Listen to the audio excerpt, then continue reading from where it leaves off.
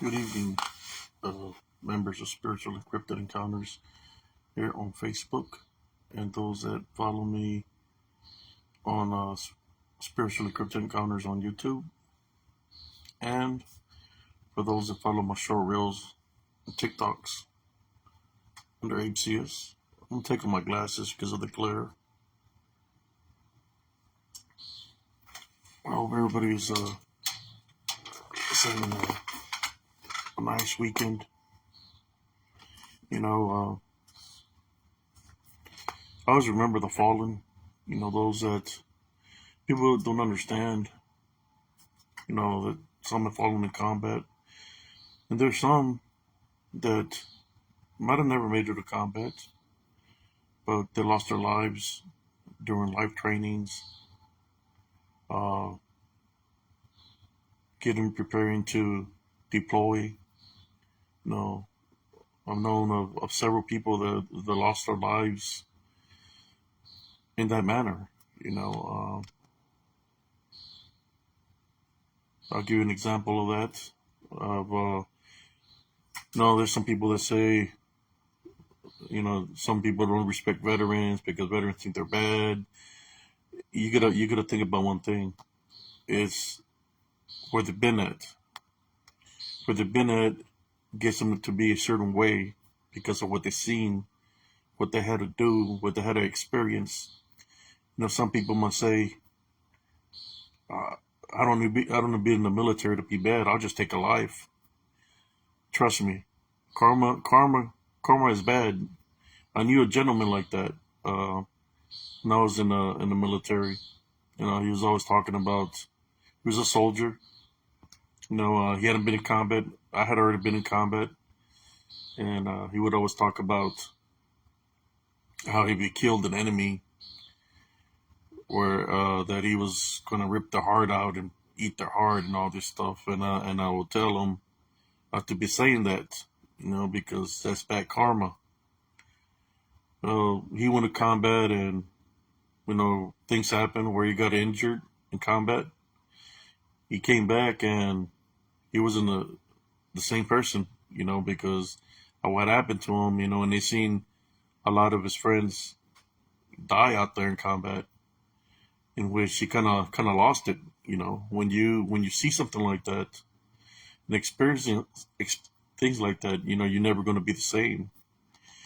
So for all those people that don't want to respect veterans, or there's a lot of veterans that have problems.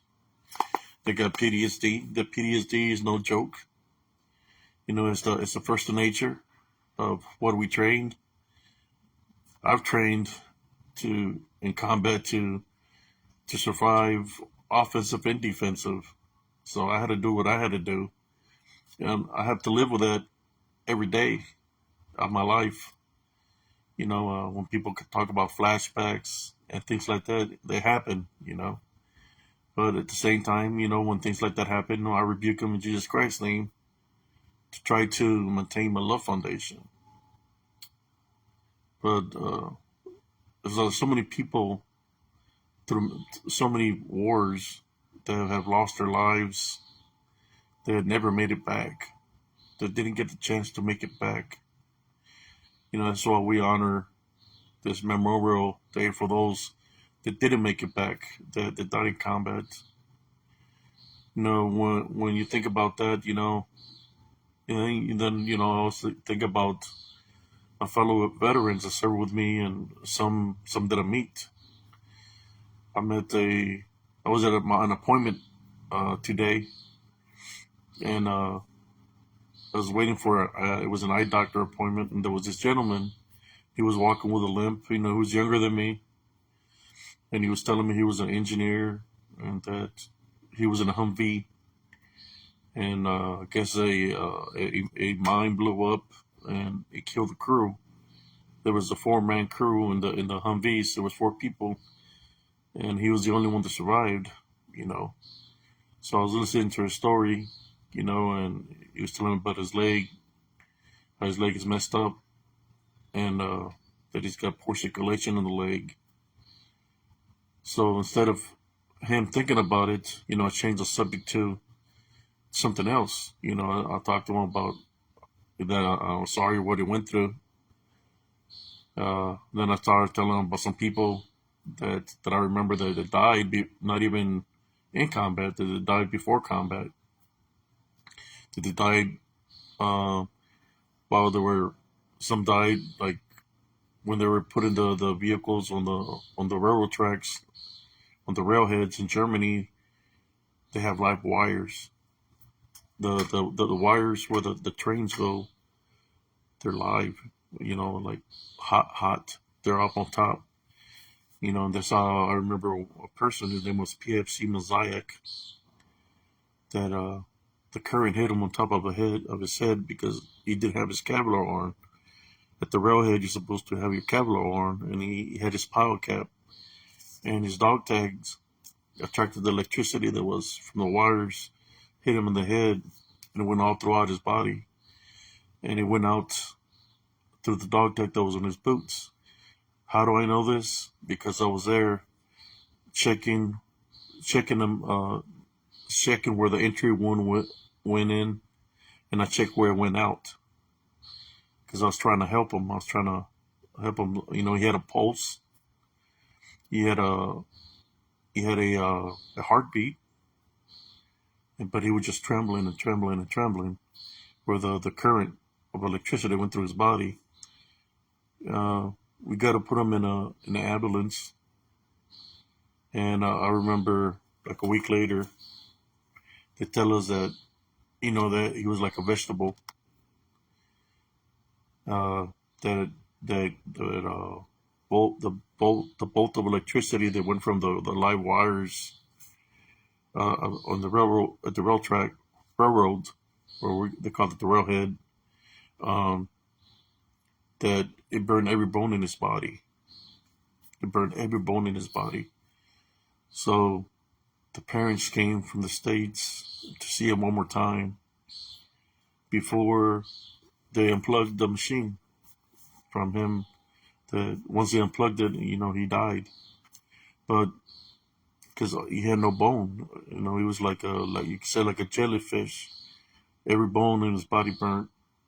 Um, I remember his BDUs, his BDUs, when I was checking him out to see where the wound was. Checking to see where the exit of the bolt went through of the electricity. The his BDUs, those videos back in the 90s that were like color green and brown with black. Uh, those BDUs, when I was touching them, they just crumbled off his body like newspaper, like burned newspaper. It's like it literally crumbled off his body. And the dog tags had a piece of rubber, the one they had on his chest, and that rubber was melted on his chest. Uh, but yeah, I remember those. Yeah, I never met him before. This PFZ Mosaic, he was an infantryman. He was on top of a Bradley, but I tried to help him. Imagine witnessing that, and then when you arrive in the foreign country, there was this female on top of the naval ship, and we're downloading our tanks from the naval ship, the cargo ship, and there was this African American soldier up on top of the naval ship taking pictures. And a gust of wind came, I guess. It's pretty high, and she fell over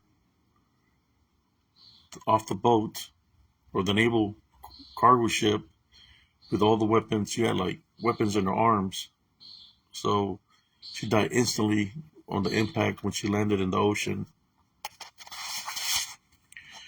There's a lot of people that die in many ways, and that's why it's important for people to understand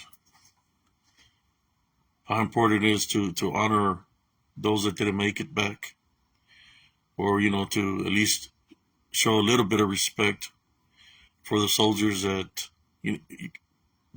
served. there's some that have some serious problems. The reason they have serious problems is because they've seen some serious shit. You know, bottom line, they've seen something serious that it's going to affect them for the rest of their life. There's a lot of things in this world that can affect us. When you get in a car accident, you get involved in a tornado, hurricane. That can cause PTSD also. But at least when that's happening, it's coming. Compared to when you go to combat, And when I went out there, I was 19 years old.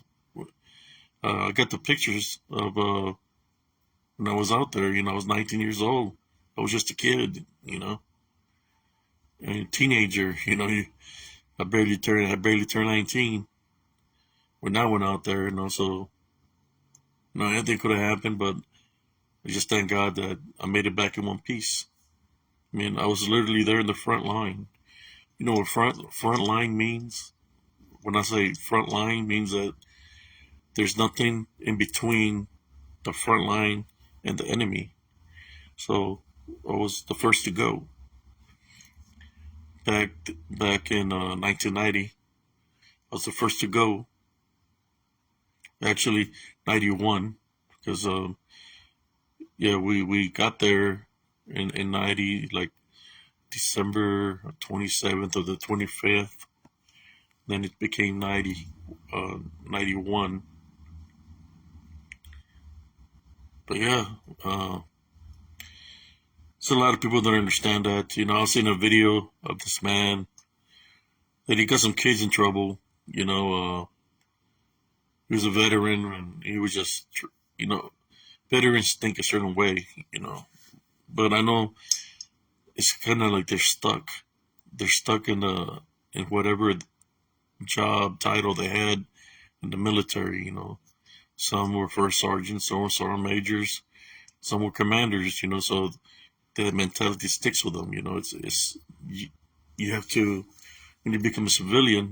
Some of those people, they done served 25, 30 years, so that's all they know, and their mentality is still that way.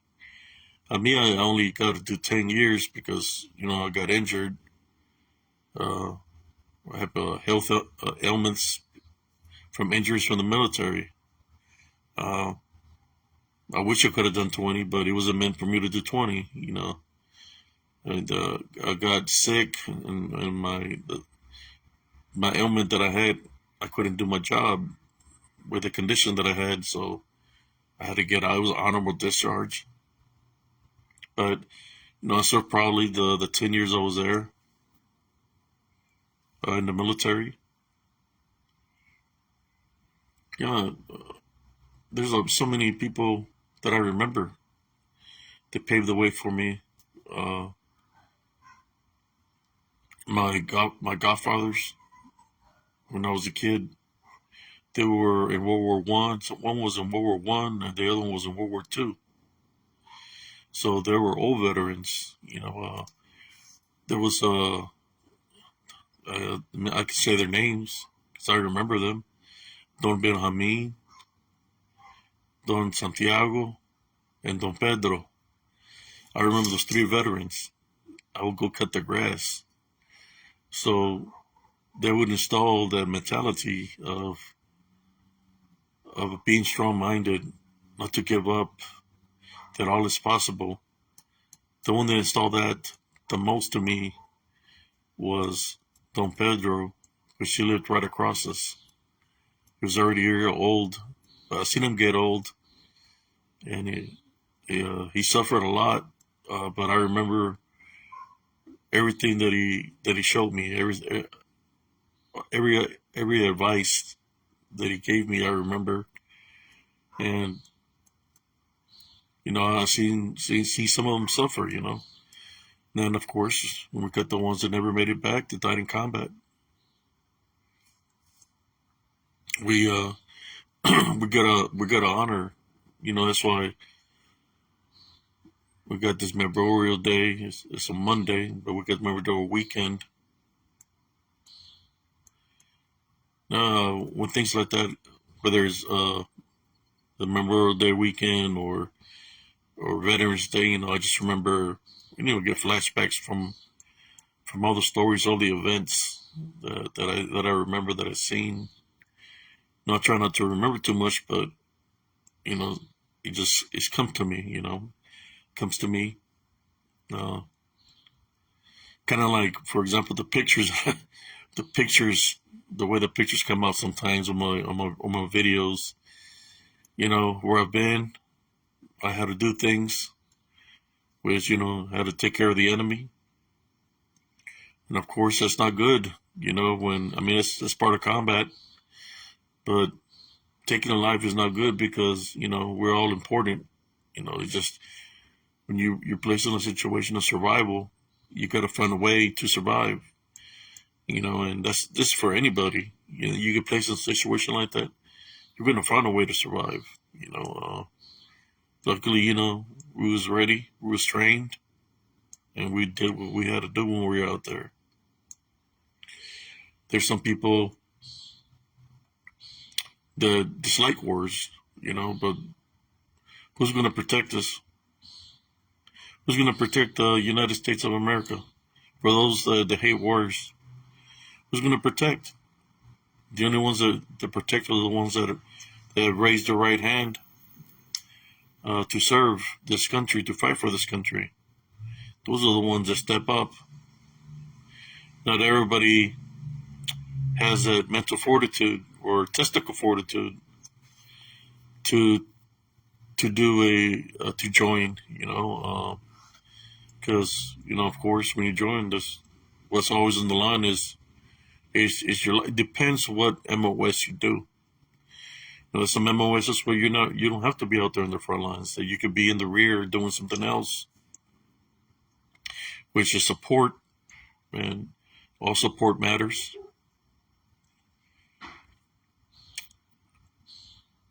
But yes, brothers and sisters,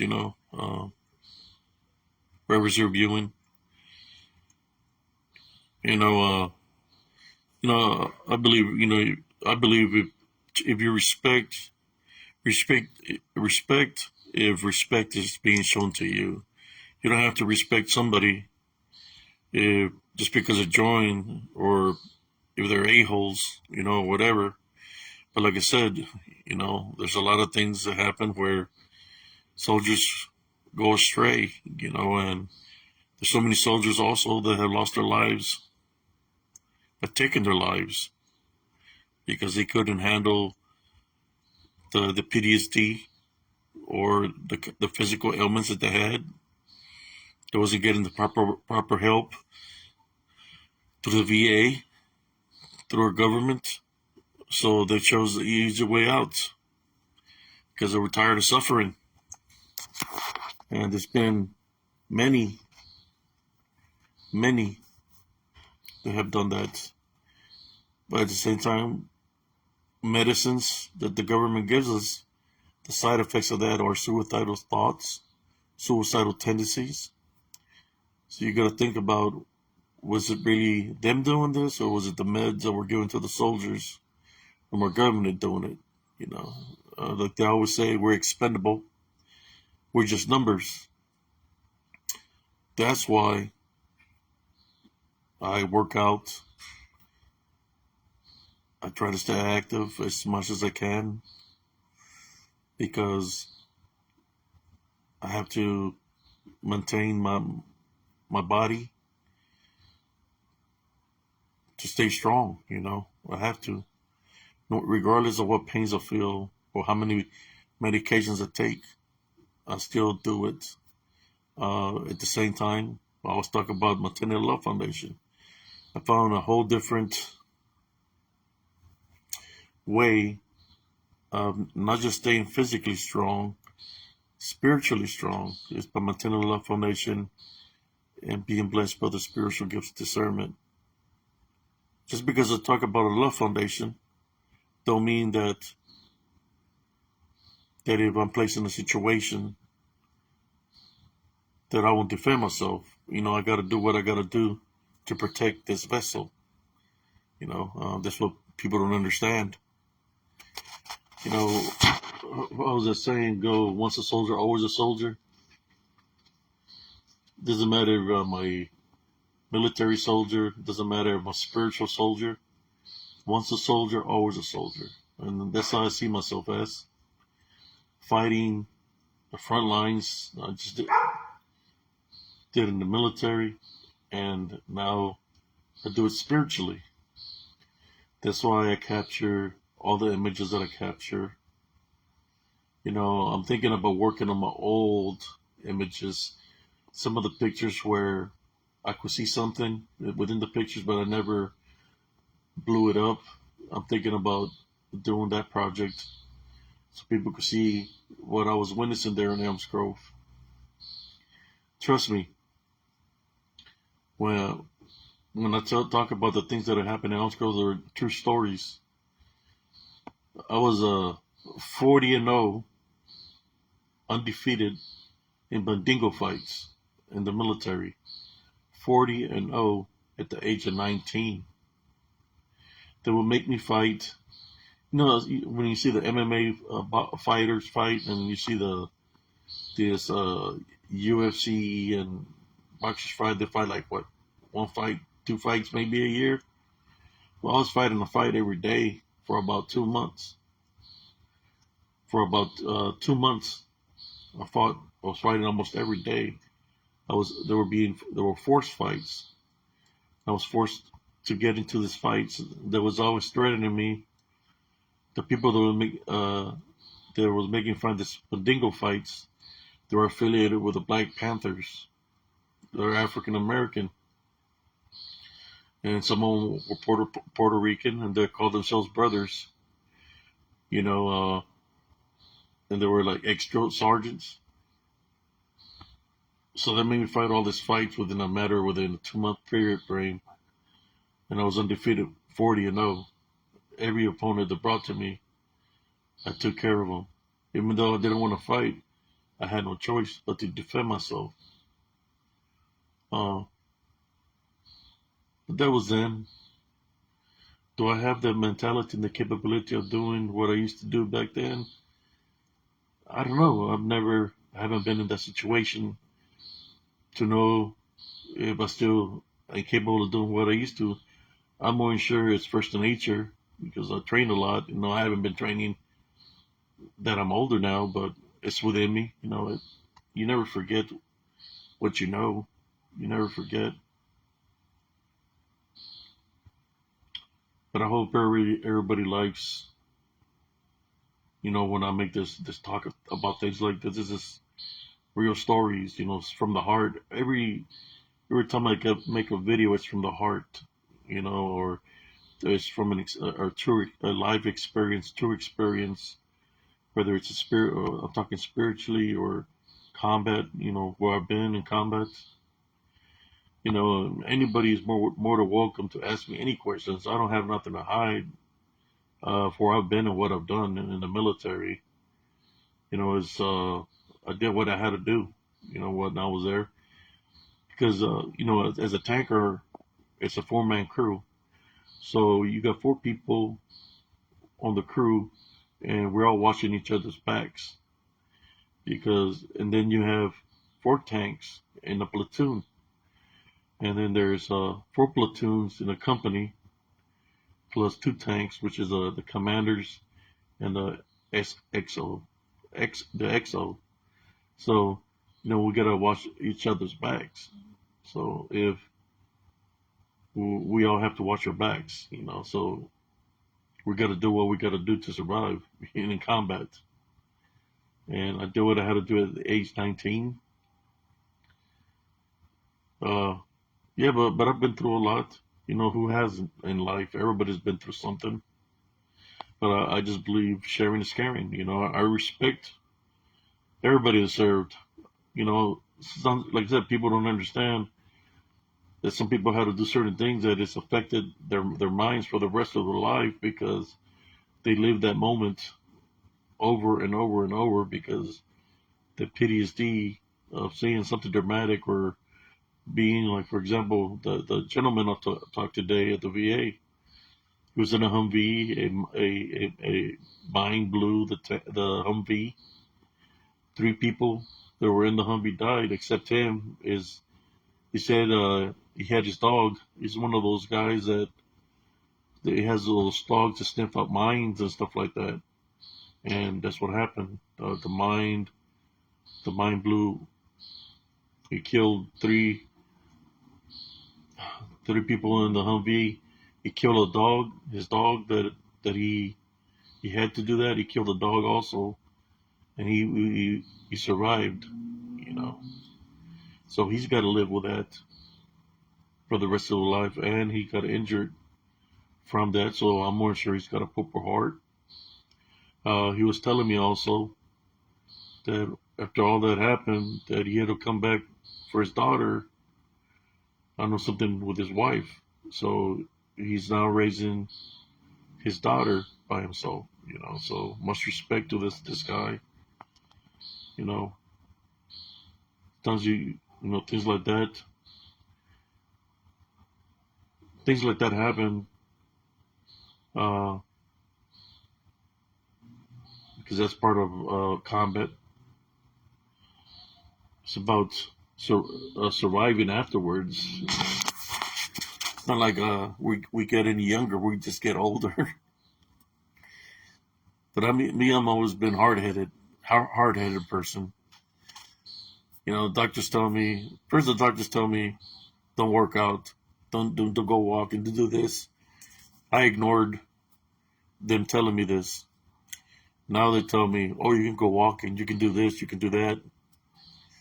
But when I was younger, they was telling me not to do this and do that. So it's like that wasn't making no sense to me. But today I didn't work out or yesterday, because I had to go to that appointment in the morning.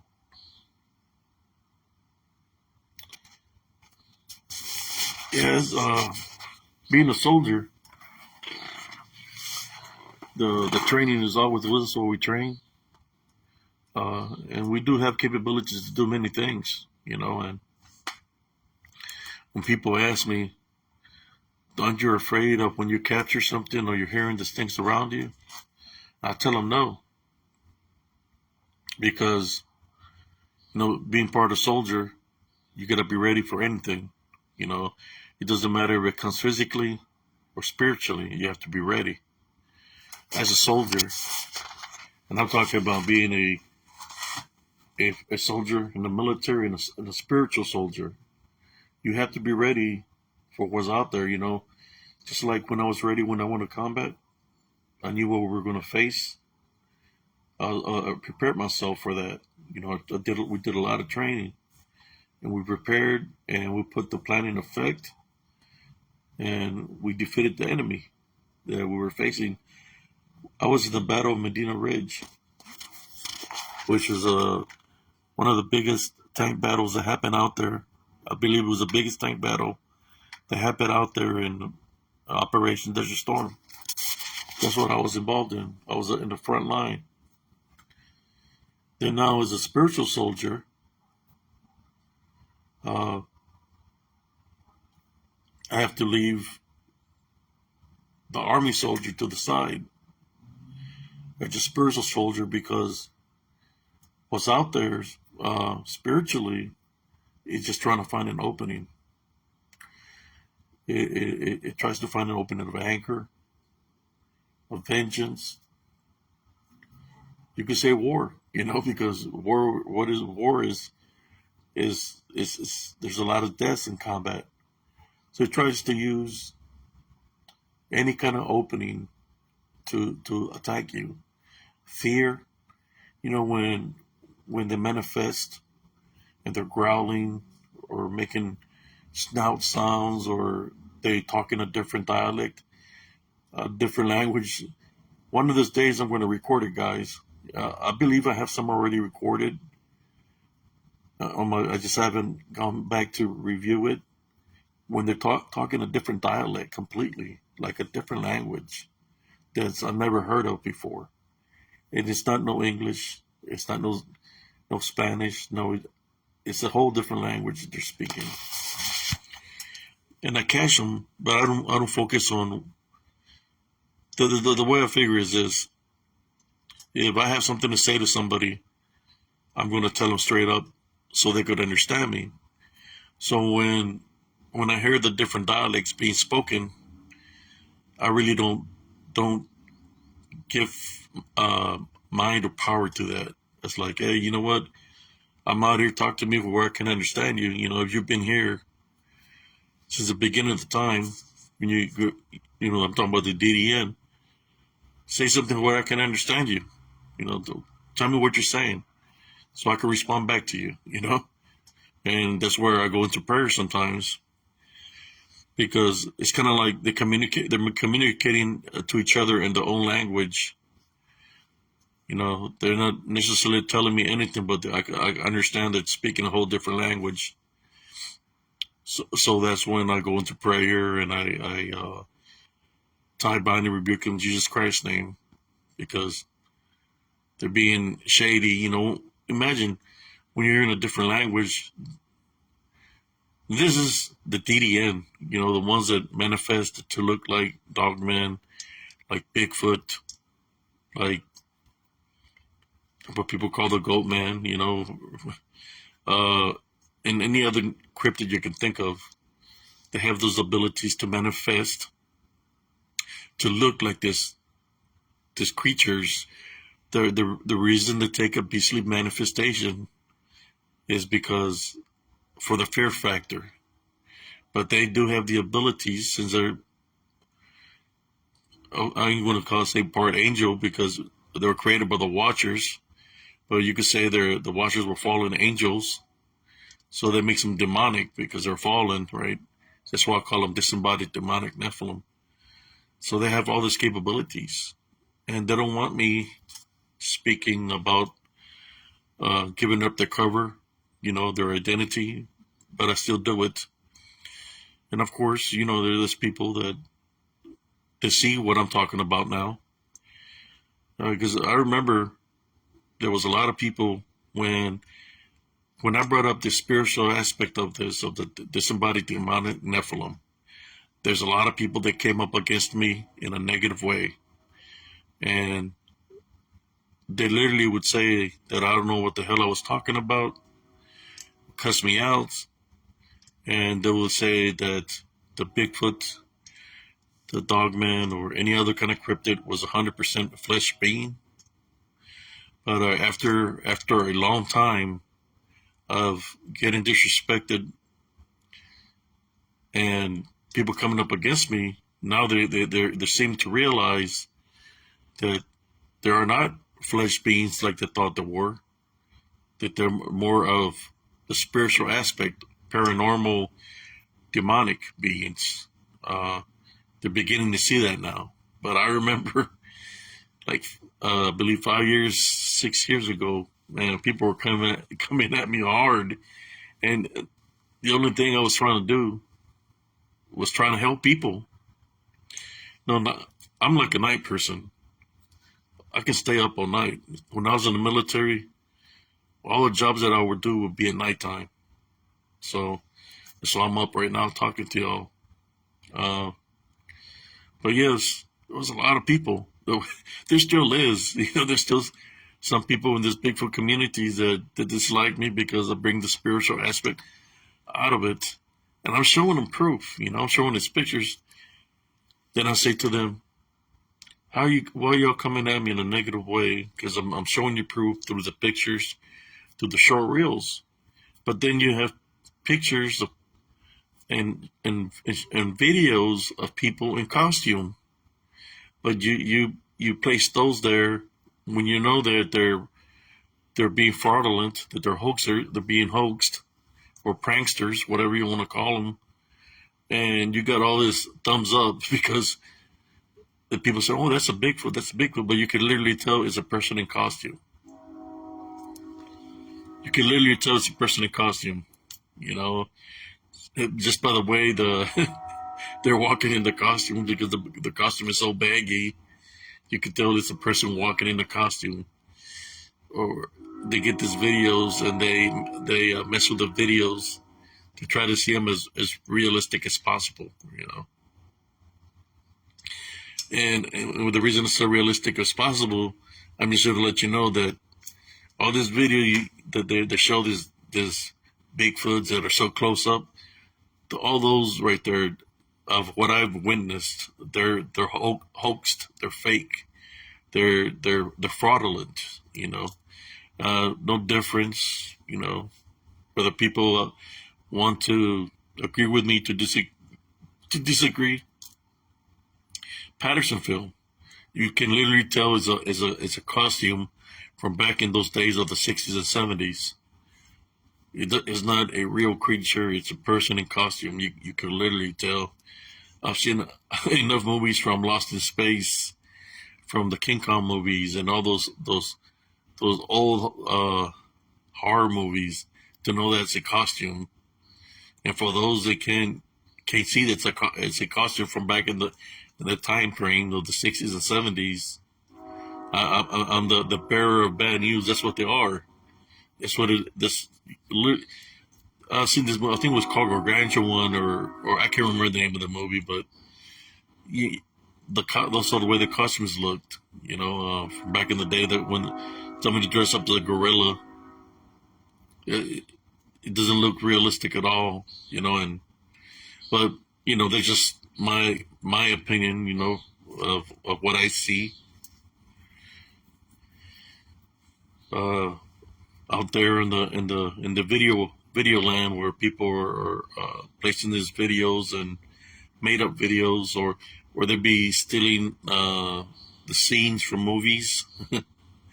Some of the pictures, they take screenshots off of movies, or take a picture of their TV and try to say it's a Bigfoot or a Dogman, but it's from a movie. You see a lot of that. How you doing, Sister Katie? Yeah, I know it's kind of late right now. It's 2:01 here in Texas.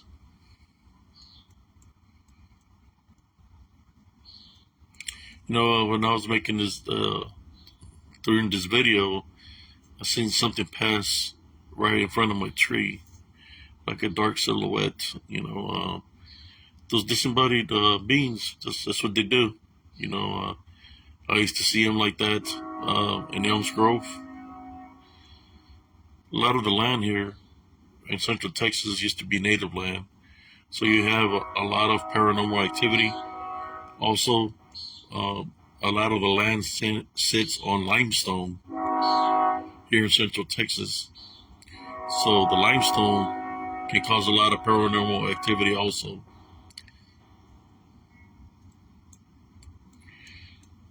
Yeah, I always remember those people. I always respect everybody, you know, those, whether they're, you know, my loved ones. I always remember my loved ones, those that have passed away, you know. All I can say is try to enjoy life to the best of your ability, because it goes by fast, real fast. You gotta enjoy life as much as you can. Try to maintain a love foundation daily. Yeah. Uh, I can share a real quick story with y'all. When I was out there, is this like a paranormal, something that happened out there when I went back in '95 to Saudi Arabia, or to, should I say, the Iraqi border, to guard the Iraqi border. Uh, there was my tank commander was always saying that somebody kept on pulling his sleeping bag, and he thought it was me messing with him. I said, nobody's messing with you. We're all sleeping over here. Why is anybody going to go mess with you? So, you know, as we stayed there, then things started happening to us, to the rest of the crew. You know, we're a 4-man crew. We're sleeping on cots, and things like that started happening to us, where somebody's pulling the sleeping bags. They're pulling their sleeping bags, but there's nobody there. Then after a while, they started doing PT runs in the desert, and they were running through the desert. We were running as a company, and one of the soldiers' foot went into a hole, and he broke his leg. Well, when they pull him out of the hole, they found in the hole there was like 4 dead skeleton bodies. I guess it was like a grave. They caved in, and what was weird is I was pulling guard when that happened to the soldier. I was pulling guard, and my soldier had to go use the restroom. I said, "Go ahead, use the restroom." So at nighttime it's pitch dark in the desert. You have to use your night vision. And I'm sitting down at the entrance where we got some Constantine wire, some sandbags, guarding the entrance of our Alpha Alpha. I could hear like like somebody's running with their gear on, and I thought it was my soldier coming back from using the restroom. And I'm looking through the sevens, and I don't see nobody. Next thing you know, when I turn to my right, I see somebody standing beside me, like sitting beside me, looking at me. But it's a dark shadow figure just looking at me, and I'm looking at it. And then I hear gear, and I seen the spirits of what seemed to be 4 Iraqi soldiers running. They ran through the Constantine wire, the barbed wire. We call it Constantine wire. They ran right through it. It was the spirits of 4 soldiers. Well, those were the spirits of the 4 soldiers where that soldier broke his leg, and we found the grave. I talked to the chaplain about what I witnessed, and he went and blessed that area. They put some holy water around there, but it didn't stop from activity happening because it continued to happen. Like in the Alpha Alpha we set up, and there's a lot of paranormal activity happening there. A lot. Imagine you're sleeping in your sleeping bag, and you feel somebody put their elbow on your neck in your sleeping bag, and you get up, but there's nobody there. Or they'll come in and pull on the strings from your sleeping bag. It will happen a lot. And I was just glad to leave that area. I guess it was happening to me because the spirits knew that I knew. I guess they knew I could. How should I say? Communicate with them. That I could see them, that I could sense them. So I believe that's what they were coming to me. The only thing I could do was just pray. But anyways, brothers and sisters, thank y'all for tuning in to this late night feed. I hope y'all enjoyed it. For all you that seek adventure, be careful out there, because there is other creatures that are real, that are dangerous. You got mountain lions, cougars, wildcats, coyotes, wolves, bears, rattlesnakes, copperheads. There's other creatures out there that are very dangerous, so be careful when you're out there investigating. And also be prepared spiritually when you go out there, because you might never know what you're going to encounter out there in those areas. Could be a portal that's been opened through necromancy or sorcery. People going worshiping their false gods. That they might have opened a portal, so you might run into an area where there's going to be that kind of activity. Be prepared spiritually also when you go out there. Whether you have to take a little bottle of holy water with you, a rosary, a cross, special minerals to protect you, like black tourmaline, citrine, rose quartz, labradorite, amethyst,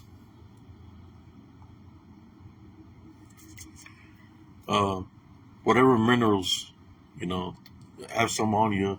I always got them on me because I'm telling you, I wish I had a camera here. So when I'm making these videos like I'm doing right now, I'm able to catch the activity that's happening around me. You know, it's like they don't hide from me. They show themselves, especially in the nighttime. They like showing themselves.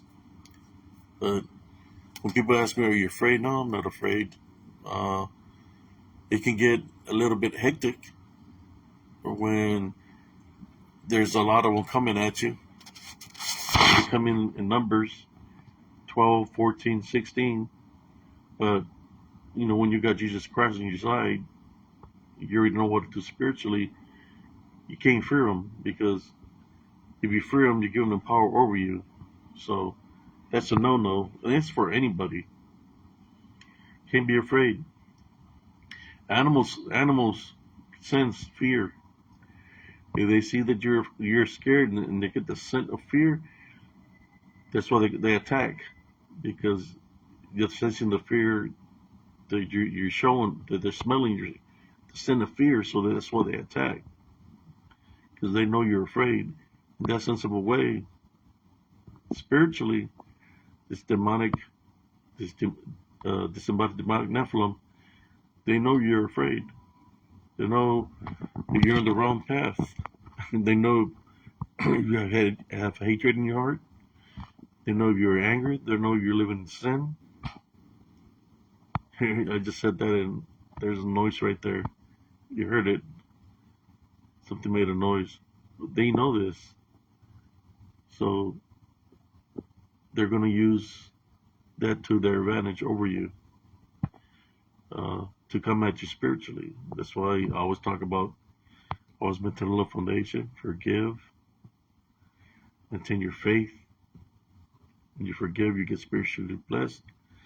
The spiritual gets the discernment. And with those spiritual get this discernment, you're really going to be able to identify these DDN or any kind of spirit that's unseen. It's going to be shown to you spiritually. It can be kind of scary when something's shown to you, but that's why we have our faith, our love foundation, and we don't need to be afraid because we're greater than that with the love foundation. That's why there's a lot of fear factor here in the United States from our own government and a lot of things that are being established because they want to dwell on spread fear, just kind of like the coronavirus. That's exactly what they were doing, fear mongering. And they set it up to where the people in the hospitals were taking out people that were going to the hospital because of COVID. That's how they were making money through the CDC. And I'm more sure in the years to come, the truth will be told. There is a future for humanity. But anyways, brothers and sisters, that's all for tonight. Have a beautiful, blessed evening. God bless every single one of y'all and your families. Like I said before, always remember, like I said, the people that have done served for this country. There's many that didn't make it. That's why we're celebrating this weekend, Memorial Weekend, for those that fought bravely and didn't make it. Anyways, love, light, and blessings to every single one of you. Peace out.